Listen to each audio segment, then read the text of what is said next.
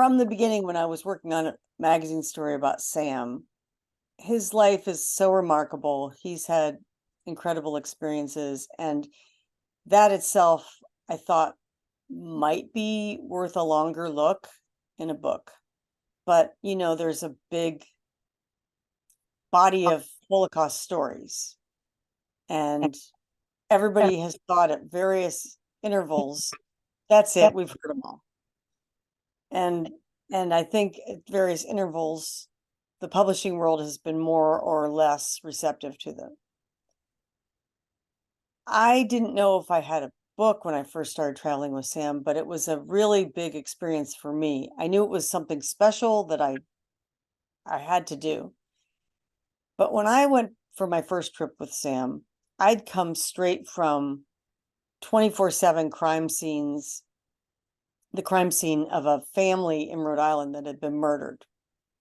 It was a lawyer, a librarian for Brown University, and their 8-year-old child living in a Tony suburb of Providence.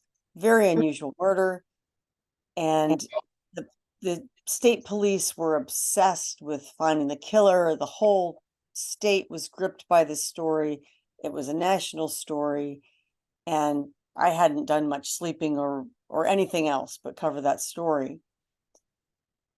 And I land in Poland, and I find a place where literally Jewish bones litter the countryside, and there's kind of a big shrug.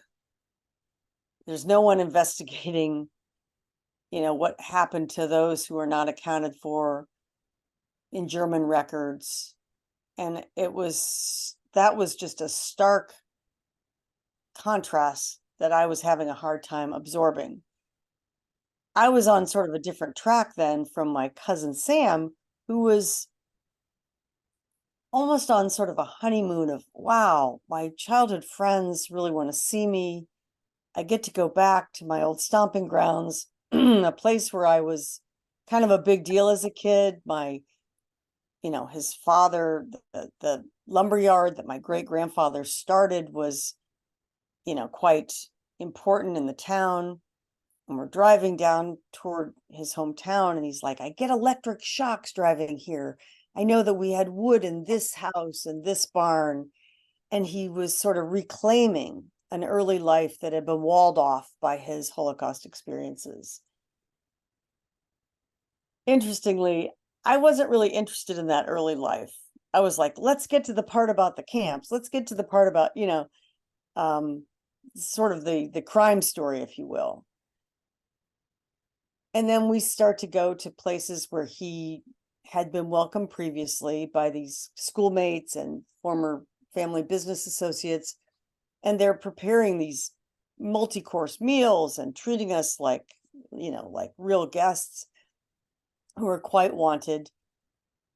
But then he would turn and ask about this one cousin who survived the massacre of her family in hiding.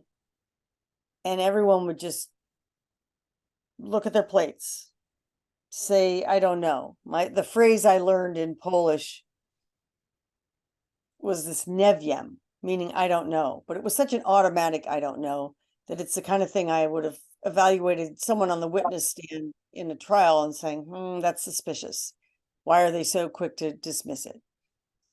And again, my wonderful cousin Sam was very involved in his experience here, and he didn't translate much to me. So in many of these conversations, I didn't know what was being said. I didn't know what he was asking back.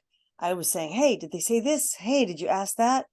And so I wasn't as useful as I thought I'd be as a reporter, but he's like, I got it. And then later he'd say, I wish I would have asked this. I wish I would have asked that. But so we got a very confusing reception. And, I was trying to figure out what was going on, but we also had some successes, some people who opened up and told us about what had happened to certain relatives. And we found some really great people who had hidden our family, people that to this day I'm in touch with, contacting on Facebook all the time with descendants of those people who harbored our relatives and tried to save them. or in some cases were played a pivotal role in saving them.